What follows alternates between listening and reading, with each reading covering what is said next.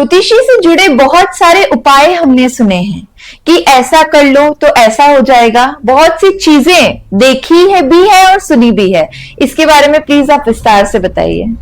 जीवन में तो कुछ चीजें शास्त्र में दी हुई है जिसको कर लेने से हमारे जीवन में बदलाव आ सकते हैं। ज्योतिषी के अंदर कुछ ग्रह हमारे हाथों में, जैसे अभी मैंने बताया था कि कुछ ग्रह ऐसे होते हैं जो हमारे यहाँ पर अपने इतने स्थानों पर बैठे होते हैं।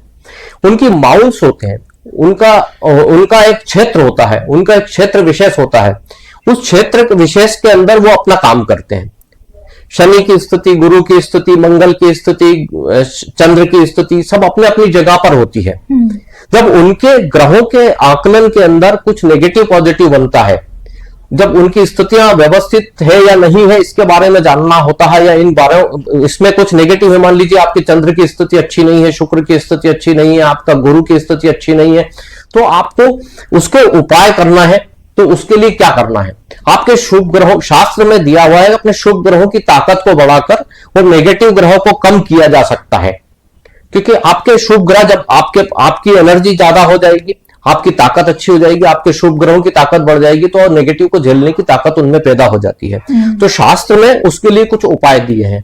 जैसे कोई नेगेटिव है उसको कम किया जा सके और पॉजिटिव को बढ़ाया जा सके, इसके लिए शास्त्र में कुछ उपाय दिए हैं। जैसे कि नख चिकित्सा, जिसको पत्थर बोलते हैं। नग और पत्थर दोनों एक ही चीज है ना। जैसे नीलम है, हीरा है, माणिक है, मूंगा है, पुखराज है, इस टाइप के कुछ नग होते हैं जो हमारे ग्रहों की स्थिति को बदलने में सहायता दे सकते हैं, उनकी एनर्जी को डेवलप कर सकते हैं, किसी चीज को बढ़ाने में सहायता दे सकते हैं।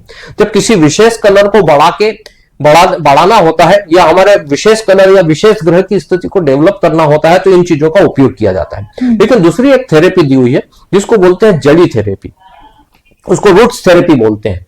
जो रूट्स थेरेपी जो होती है उसके अंदर कुछ वृक्ष माने गए हैं। करीब 109 प्रकार के वृक्षों का आकलन शास्त्र में दिया गया है। उन वृक्षों की जड़ों की भस्में बनाई जाती है। उन भस्मों को, जैसे आयुर्वेद के अंदर भस्म को खाया जाता है, वैसे ज्योतिषी में उन भस्मों को अपने साथ रखा जाता है। अच्छा। अपने आसपास 7 कलर की ओरा होती है, हरा, पीला, नीला, बैंगनी, ऑरेंज, सफेद, लाल कलर की ओरा हमारे आसपास वातावरण में फैली होती है, हमारे चक्र के रूप में होती है। 7 चक्र होते हैं हमारे सिर से लेके पंजे तक। उन 7 चक्रों में हमारे ये 7 कलर हमेशा विचरण करते हैं। हमारा ब्लड जो है दिखने का रेड है, लेकिन वो 7 कलरों से मिलकर बना हुआ है। यदि हम ब्लड को बाइफरगेट करें तो 280 कलर्स का निर्माण कर सकते हैं हमारे ब्लड। वो 280 कलर के अंदर जो नेगेटिव पॉजिटिव है उसको करेक्ट करने की थेरेपी को हम ज्योतिषी में जो दिया गया है उसको हम पत्थर थेरेपी या जड़ी थेरेपी के माध्यम से ठीक कर सकते हैं। तो जो भस्म बनाई जाती है वो भस्म के माध्यम से हम उसको, एक भस्म को देंगे कैसे, तो उसको अपन ताबीज जैसा बना के दे सकते हैं। उसको अपन साथ रख सकते हैं, कैसे भी अपने साथ रखें, अपने बॉडी टच रखी जाए तो उसके आसपास हमारे जो 7 कलर की ओरा होती है उसमें उनका सुधार किया जा सकता है। और जो नेचुरल कलर की हमें आवश्यकता है उन नेचुरल कलर को पहुंचा के नेगेटिव जो हमारे साथ घट रहा है या हमारे साथ नेगेटिव घटनाएं हो रही है या हमारे पॉजिटिव को और पॉजिटिव बनाना है या हमारे साथ जीवन में कुछ महत्वपूर्ण फैसले ले रहे हैं और उन फैसलों को सटीक करना है, हमारे मन, विचार, कर्म में जो नेगेटिविटी है उसको करेक्ट करना है, तो इन थेरेपियों के माध्यम से उनको कम किया जा सकता है। खत्म करने का कोई उपाय शास्त्र में नहीं दिया हुआ है। अच्छा। किसी भी चीज को खत्म नहीं किया जा सकता, लेकिन सुधारा जा सकता है। और मेरा मानना है कि 30-40% भी यदि आपकी नेगेटिविटी कम हो जाती है, परेशानी कम हो जाती है, तो इन थेरेपियों का उपयोग करके उसको सुधारने में कोई बुराई नहीं होती। आज तक सिर्फ सुना था कि ज्योतिषी में बहुत से उपाय दिए जाते हैं, पर उसके पीछे का बेसिक साइंस, एक मेथोडोलॉजी, एक सोच विचार क्या है, आज हमने वो जाना। राजयोग क्या होता है? राजयोग कुछ भी नहीं।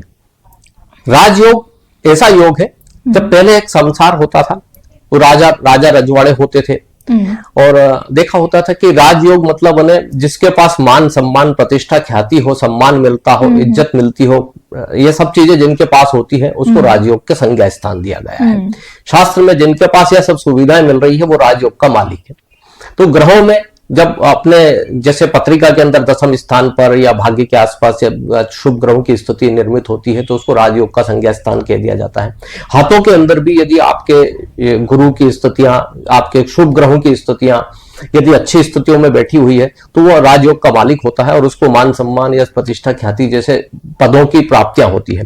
सरकारी योग या राजनीतिक क्षेत्र में जाने वाले जो व्यक्ति होते हैं वो राजयोग के मालिक होते हैं। इन लोगों को ही राजयोग मिलने की संभावना होती है। सभी राजयोग के मालिक हो जाएंगे यह जरूरी नहीं है। जो सड़क पर खड़ा होकर पुलिस वाला जो होता है, जो आपको हाथ ऊपर दिखा के और हाथ को वापस आपको रास्ता दिखाता है, वो भी राजयोग का मालिक है, क्योंकि वो सरकारी क्षेत्र से संबंध रखता है। तो पहले राजा के लिए काम करने वाले व्यक्ति या राजा के समान जीने वाले व्यक्ति जो होते थे, उनके अंदर राजयोग का स्वामित्व दिखता था। पत्रिकार हाथों में भी उसके इंडिकेशन मिलते हैं। तो आज की तारीख में वो नहीं संभव है, लेकिन आज की तारीख में सरकारी क्षेत्र, राजनीतिक क्षेत्र या मान सम्मान, प्रतिष्ठा, स्वास्थ्य अच्छा रखने वाले व्यक्ति राजयोग के मालिक कहलाते हैं, या राजयोग उनके अंदर विद्यमान होता है। या आप उसके माध्यम से जान सकते हैं, हाथों के माध्यम से या पत्रिका के माध्यम से।